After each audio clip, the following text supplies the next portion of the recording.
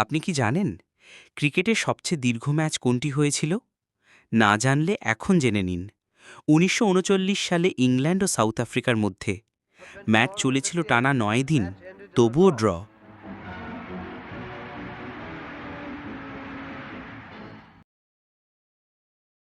Hat trick তো সকলে করে, কিন্তু সবচেয়ে বেশি হ্যাট্রিক করেছেন সে ক্রিস্টিয়ানো রোনাল্ডো।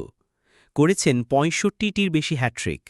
ফুটবল জগতের এক অসাধারণ record.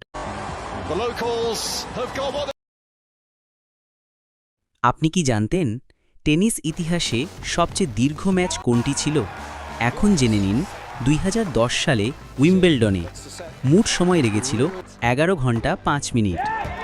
Shadow on the court, now it's being played by the light of the moon. Well played! What a remarkable effort! আমরা তো অনেক প্লেয়ারকে এক ম্যাচ ৩টি ৪টি বেশি হলে ৫টি গোল দিতে দেখেছি, কিন্তু এক ম্যাচে সবচেয়ে বেশি গোল করেছেন আরটি থমসন। ১৩ গোল ভাবতেই অবাক লাগে, তাই না?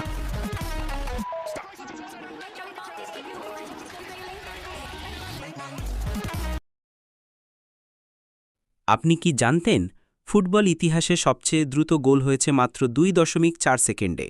২০০২ সালে সৌদি খেলোয়াড় নওয়াফ আল আবিদ এই রেকর্ড করেন।